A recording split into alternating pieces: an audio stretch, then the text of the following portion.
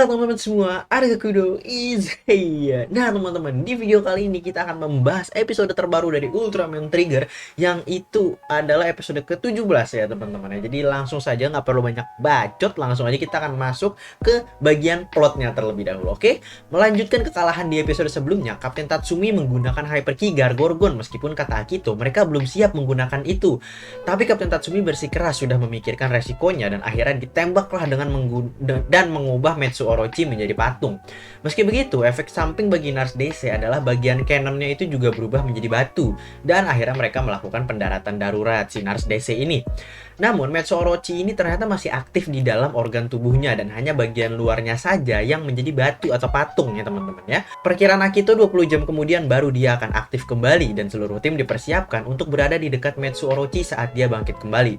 Yuna pun sempat termenung akan kejadian sebelumnya tentang Yuzare, namun Kengo dan tim God Select pun tetap mensupportnya supaya Yuna itu Sumairu gitu ya teman-teman ya. Kemudian Ignis pun mendapatkan sedikit flashback sebelum planetnya di genocide oleh Hyudram, dan dia itu sampai menangis ya teman-teman, yang mengingat dulu itu banyak orang temannya indah dan ternyata menjadi seperti ini gitu kan ya. Dan sebenarnya tragis sekali ini nasibnya si Ignis ini ya teman-teman ya. Dan kita disajikan akhirnya dengan montage persiapan God Select dan TPU mempersiapkan segala senjata yang dalam tanda kutip senjata-senjata lama atau senjata yang outdated lah ya teman-teman ya, untuk menyerang Metsu Orochi.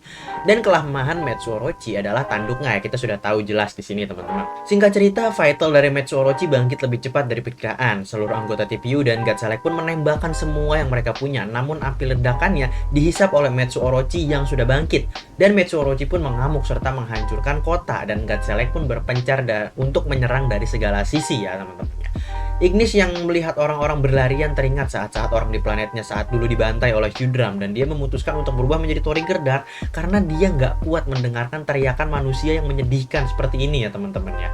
Singkat cerita, gelutlah si Trigger Dark ini sama Metsu Orochi. Namun karena Trigger Dark muncul, Metsu Orochi ini ngamuk dan nyerang ke segala arah yang mengacaukan rencana awal God Select. Bahkan sampai God Falcon pun kehilangan kontak visual dan akhirnya terjatuh. Kengo yang melihat God Falcon terjatuh langsung naikin dan memiloti God Falcon dengan mumpuni, sampai seluruh anggota God Select pun kaget dan berhasil menghancurkan tanduk Metsu Orochi dengan misil yang sudah dipersiapkan sebelumnya. Sampai akhirnya Kengo berubah menjadi Ultraman Trigger. Namun baru juga berubah, Carmilla udah datang buat ngerecokin dan melampiaskan dendamnya sama si Kengo. Namun Trigger Dark langsung ngegelut si Carmilla ya teman-teman ya, sehingga meninggalkan Trigger dengan Metsu Orochi. Trigger pun berubah menjadi form glitternya dan menggunakan Circle Arm serta Glitter Blade secara sekaligus, dan kalahlah Metsu Orochi. Di sini Trigger cuma menggunakan sekali serangan doang ya untuk nebas si Metsu Orochi, yaitu Eternity Banish ya teman-teman, yang menggunakan dua pedang ini dan langsung ketam si Metsu Orochi gitu. Carmilla yang habis ngalahin Trigger Dark pun kembali menyerang Trigger. Mantan mengamuk kembali ya sampai Trigger pun kewalahan, dan Trigger Dark mengambil Circle Arm dan menggunakan Boot of Lightning dan Impact secara bersamaan. Beradulah nih sama Carmilla dan jelas dimenangkan oleh Carmilla. Saat Carmilla mau ngamuk, Dargon pun muncul dan menahan untuk menyuruh retreat karena seluruh anggota God Select pun sedang bersiap untuk melindungi Trigger, dan mereka pun mundur. Ignis pun akhirnya ketahuan identitasnya oleh God Select dan diambil Hyper Ki-nya dan juga Hyper Gun-nya teman-teman. Kemudian dimasukkan ke dalam penjara dan berakhirlah plotnya teman-teman. Singkat sekali kalau kita bahas plot, tapi yang pembahasan selanjutnya akan menjadi sangat-sangat kompleks dan juga panjang. Jadi persiapkan supaya tidak bingung ya teman-teman ya. Yang pertama, setelah melihat Hyper Ki Gargorgon di episode kali ini ya teman-teman ya, yang memiliki efek samping terhadap si penembak yaitu Nars Cannon teman-teman. Ini berarti masing-masing Hyper Ki ini memiliki efek samping, atau kalau nggak masing-masing, setidaknya ada beberapa Hyper Ki khusus yang memiliki efek samping seperti itu. Dan berarti yang biasa dipakai oleh God Select ini bisa dibilang adalah Light Hyper Ki ya teman-teman, yang nggak memiliki efek samping dan cuma digunakan untuk tembakan biasa seperti itu, untuk di Hyper Gun gitu. Gimana ya kalau Hyper Ki Gargorgon ini ditembakkan pakai Hyper Gun-nya God Select gitu ya? Apa Hyper Gun-nya yang menjadi batu, atau bahkan penembaknya manusianya menjadi patung ya teman-teman ya? Di luar itu semua, ini membuktikan dan membuka peluang adanya sesuatu yang menarik nih teman-teman, yaitu misteri Hyper Ki ya teman-teman ya. Hyper Ki lainnya yang mungkin akan dikembangkan atau bahkan sudah dibikin dan sudah ada oleh Akito ya teman-teman ya. Mungkin nanti akan digunakan di saat-saat kritis dan memiliki efek samping tentu saja yang berarti gitu teman-teman. Jadi God Select ini punya senjata pamungkas yang memang mereka develop sendiri oleh Akito ya teman-teman ya. Mantep seperti itu. Dan gue yakin nanti pasti akan ada hal-hal semacam Hyper Ki Gargorgon memiliki efek samping, bahkan mungkin bukan Gargorgon tapi mungkin lain nanti yang lain ya teman-teman ya. Mungkin Hyper Ki Gatanozoa atau yang lain gitu ya. Kita lihat saja nanti ya kelanjutannya teman-teman. Terus, kenapa nih kok Metsu Orochi ini nggak langsung dihancurin aja pas masih jadi patung atau masih jadi batu gitu ya? Ya seperti yang ditanyain sama Teishin Sakuma di sini. Karena jawabannya menurut Akito, kalau kita serang tanpa persiapan dan dia bangun tiba-tiba, apa yang bakalan terjadi? Bisa berabe gitu kan? Maka dari itu Tip Yu dan juga God Select ini mempersiapkan sebegitunya untuk bersiap atas segala kemungkinan yang akan terjadi teman-teman. Di sini itu Teishin itu yang menggambarkan kita semua yang kadang menanyakan pertanyaan yang memang logis gitu ya. Kenapa nggak dihancurin aja pas lagi jadi batu, kenapa harus nunggu dia bangkit gitu kan. Nah akhirnya terjawab gitu kan teman-teman ya, walaupun pas jadi patung ini harusnya Toriger itu bisa henshin, nebas dengan mudah dengan glitter blade dan juga circle arm gitu tanpa menunggu dia bangkit. Ya cuma mungkin demi klimaksnya di episode kali ini aja gitu, makanya menunggu dia bangkit seperti itu. Selanjutnya kenapa semua anggota God Select ini menggunakan senjata tradisional yang bisa kita bilang atau outdated seperti itulah ya teman-teman ya, dan nggak menggunakan senjata-senjata futuristik yang keren-keren gitu. Alasannya ini sudah dijelaskan di episode sebelumnya ya, karena Metsu Orochi atau juga Metsu Orga di episode sebelumnya bisa menyerap semua yang berbentuk energi teman-teman ya. Jadi peluru atau misil itu bentuknya itu fisik sehingga nggak bisa diisep kekuatannya gitu ya teman-teman ya. Maka dari itu kan Guts Falcon yang awalnya dikendarain sama Nanase ini menggunakan akhirnya menggunakan misil yang sudah lama dan dikeluarkan dari gudang God Select ya teman-teman, seperti itu. Yang mana akhirnya memang diteruskan sama Kengo yang menembak ke tanduknya Metsu Orochi seperti itu. Baru setelah Metsu Orochi kalah, anggota God Select kemudian kembali menggunakan Hyper Gun-nya masing-masing ya teman-teman untuk melawan Carmilla karena sudah bisa menggunakan senjata yang berbasis energi seperti itu. Oke, selanjutnya lagi Kapten Tatsumi di sini bisa kita bilang perannya benar-benar penting ya teman-teman ya. Gue senang banget di sini dia ngasih pep talk atau motivasi ke anggotanya. Kita tidak boleh menyerah sampai akhir bla bla bla ya, kayak kapten-kapten biasanya gitu. Karena kita sudah lama nggak melihat kapten Special Force itu yang kayak begini gitu ya teman-teman ya. Dan dia itu mau turun langsung ke lapangan sampai bikin anggota lain itu kaget gitu ya teman-teman, dan memimpin langsung jalannya pertempuran itu gitu. Terus keputusan yang diambil di saat kritis serta sudah memikirkan resiko ya, memang secara matang ini sudah membuat Kapten Tatsumi menjadi salah satu MVP di episode kali ini ya teman-teman ya. Nggak salah si Tatsumi ini menjadi kapten karena memang kemampuannya dalam memimpin tim ini tuh emang bagus banget ya teman-teman ya. Dia tahu kapan harus memotivasi anggota, terus juga saat dia tahu Kengo adalah Ultraman Trigger, dia tetap diem gitu dan nggak ngomong bacot apa-apa gitu kan, dan dia tetap memperlakukan si Kengo ini sama seperti anggota-anggota lainnya seperti itu. Dan kita akan lihat lagi kepemimpinan Tatsumi di next episode seperti itu. Lanjut lagi, Special Force di episode kali ini benar-benar diunjukin kemampuannya ya teman-teman ya, dan nggak kentang gitu ya jadinya. Kenapa? Karena memang semuanya ini terjun ke lapangan ya teman-teman, yang melakukan tugasnya bersamaan. God Select itu bersama dengan Tip Yu juga beraksi bersama gitu ya teman-teman. Meskipun akhirnya base mereka diacak-acak sama Metsu Orochi seperti itu, tapi kebersamaan itu kebersamaan dan chemistry-nya itu tuh anggota God Select itu di sini benar-benar kelihatan gitu loh teman-teman ya. Kayak saat mereka lagi menyemangati Yuna dari mimpi buruknya sebagai Yozari gitu kan. Lalu juga saat Kengo naik ke God Falcon, mereka semuanya hura-hura gitu kan. Dan yang terakhir saat melindungi Trigger dari Carmilla ya teman-teman ya. Karena biasanya mereka ada di sudut lain melihat gitu aja, tapi ini mereka siap pasang badan untuk melindungi Trigger di depan para Dark Giants yang logikanya para manusia ini nggak ada apa-apanya kalau cuma berdasarkan tembakan gitu doang kan. Namun Dargon yang sudah mengetahui kekuatan manusia ini harus sampai narik Carmilla gitu ya, kemungkinan besar karena Kapten Tatsumi ini tahu bahwa Kengo ini adalah Ultraman Trigger, sehingga dia memerintahkan God Select untuk ambil posisi. Jatuhnya kayak balas budi, lalu udah ngelindungin gue, sekarang gantian giliran kita ngelindungin lu. Mungkin seperti itu yang ada di pikiran Tatsumi. Karena memang kepemimpinan Tatsumi itu menjadi sorot utama juga di episode kali ini seperti itu.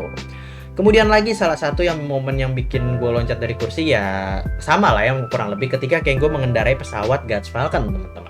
Yap, akhirnya dikasih lihat juga bahwa Guts Falcon ini bisa dikendarai manusia dan bukan cuma kendali jarak jauh atau AI seperti itu. Dan Kengo pun juga berubah di dalam pesawat gitu ya, menambah nostalgia kita ya teman-teman ya. Meskipun di Ultraman Z Haruki juga beberapa kali berubah di kokpit, tapi bukan kokpit pesawat kan, melainkan cockpit robot kalau di Ultraman Z itu storage ya teman-teman ya. Yang mengejutkan di sini Kengo itu mampu ngendalin Guts Falcon dengan OP banget, setara dengan Nanase atau bahkan mungkin lebih karena dia nggak kena tembakan ya teman-teman ya.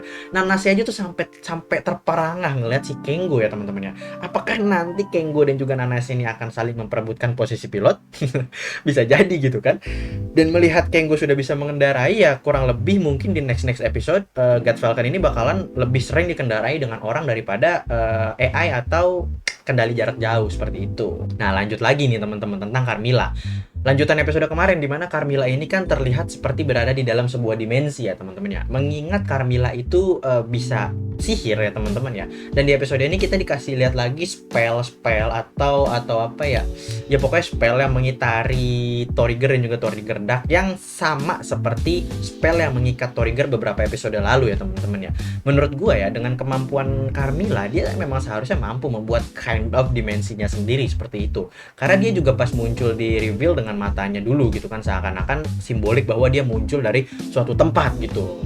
Karena nggak mungkin Carmilla itu tiba-tiba lompat dari atas gitu kan ya teman-teman ya. Pasti mereka itu dari sebuah dimensi atau dari teleporting gitu ya teman-teman. Soalnya mereka selalu retreat, saat mereka retreat itu selalu muncul asap hitam itu loh, seakan-akan menjadi pintu portal gitu. Menurut kalian gimana?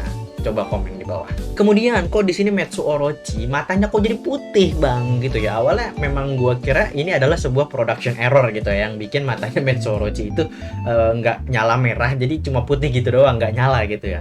Terlepas dari benar atau enggaknya ya, kalau memang on purpose dibikin seperti seakan-akan seekor zombie yang mana setengah mati setengah hidup gitu, memang menjadi kesannya menyeramkan gitu. Di sini belum ada penjelasan resmi kenapa Metsu Orochi itu matanya menjadi putih ya. Kemungkinan terkuat ya production error atau memang on purpose dibikin seperti zombie seperti itu.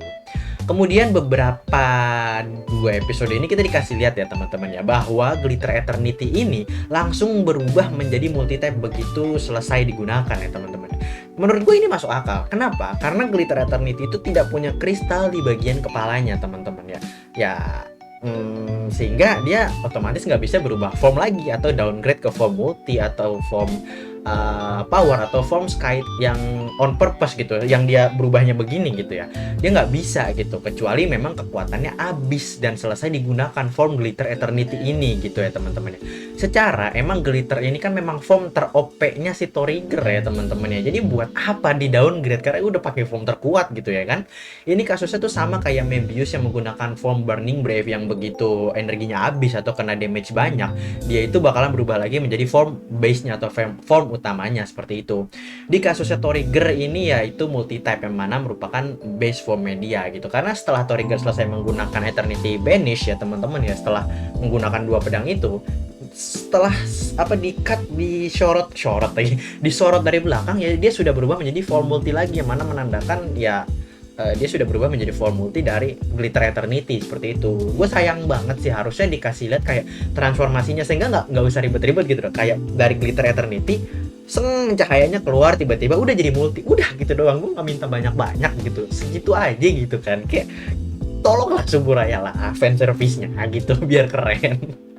Oke, ya kira-kira seperti itu teman-teman.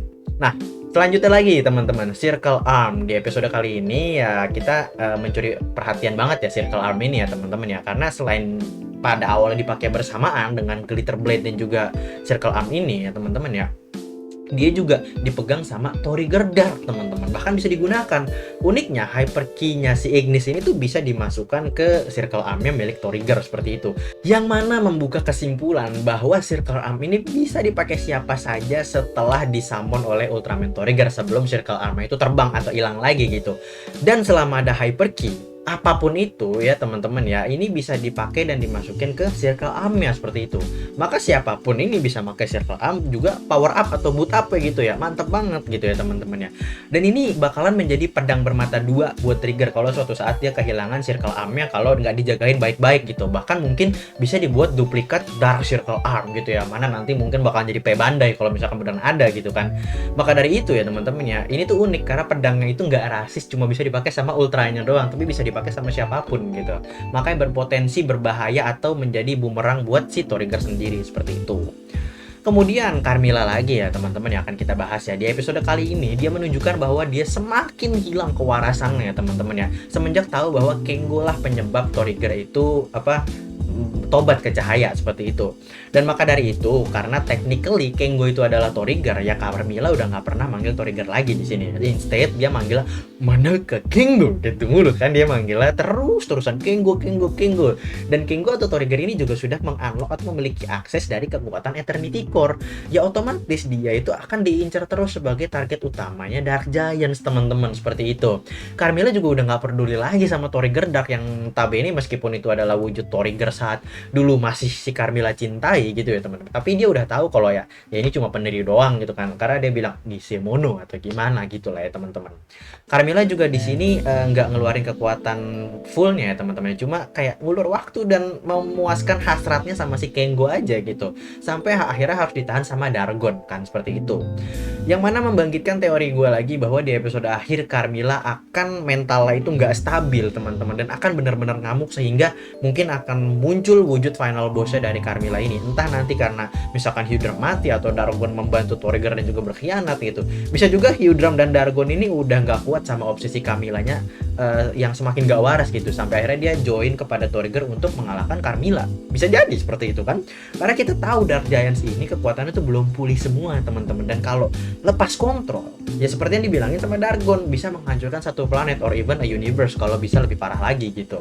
Jadi kita tunggu aja akhir cerita dari Dark Giants ini dan juga bagaimana resolusinya kepada Eternity Core ya teman-teman. Oke, dan yang terakhir gue bahas adalah Torigger Dark teman-teman ya. Di akhir kita lihat bahwa Ignis ini identitasnya sudah ketahuan oleh God Select dan diambil hyper key-nya sama Akito. Nah, kemudian ada yang berteori bahwa Akito ini akan memakai hyper key itu dan menjadi Torigger Dark. Kata gue ya agak nggak masuk akal. Ya semua bisa terjadi, cuma ini pendapat gue ya, agak kurang masuk akal aja karena Ignis ini dari awal tuh udah melekat banget sama sosok Torigger Dark. Di openingnya dikasih siluet Trigger Dark juga gitu kan, sehingga akan menjadi wasted potensial gitu kalau Ignis udah nggak jadi Trigger Dark lagi. Dan kalau misalkan begitu otomatis Ignis itu nggak punya redemption arc gitu, seperti itu teman-teman. Kemungkinan besar Akito itu bakalan menggunakan hyper key Torigger Dark ini untuk power up Nars Desei dan juga senjata baru, seperti itu. Asumsi gue sih Ignis ini nanti akan gunain kekuatan Torigger Dark dan juga bisa dikuasain, sehingga ya nanti dia bisa balas dendam ke Hyudram, ya terrealisasikan lah dendamnya seperti itu. Tapi kita belum tahu juga gimana gitu kan. Asik juga teman-teman, semisal Ignis ini ngasih kekuatan ke Torigger Dark sehingga Torigger Dark ini bisa ganti form dari form biasa ke form darknya gitu. Jadi analoginya kayak Ultraman Hikari berubah menjadi Hunter Knight Tsurugi gitu. Mungkin keren juga ya kalau Torigger bisa jadi berubah Torigger Dark seperti itu. Oke. Untuk pembahasan episode kali ini cukup sampai di situ aja. Untuk overall episode kali ini lebih banyak action dan juga nggak banyak eksposisi yang nggak masuk nggak penting gitu ya. Semuanya eksposisinya penting dan juga nggak membuang-buang waktu gitu ya teman-teman ya. Dan juga banyak sekali action yang di packing dengan bagus, walaupun mungkin ada beberapa yang miss gitu ya, miss menurut gua sendiri gitu ya teman-teman. Tapi overall episode ini bagus dan nggak bikin bosen teman-teman, seperti itu. Oke, jadi sampai di sini dulu gue membahas episode ke-17 dari Ultraman Torigger. Kalau misalkan ada pembahasan detail atau easter egg yang terlewat, kalian boleh komen di bawah. Oke, jadi sekian dari gue, Arga Kudu. See you in my next video. Stay cool, keep calm, love and peace. Cheerio. Pow.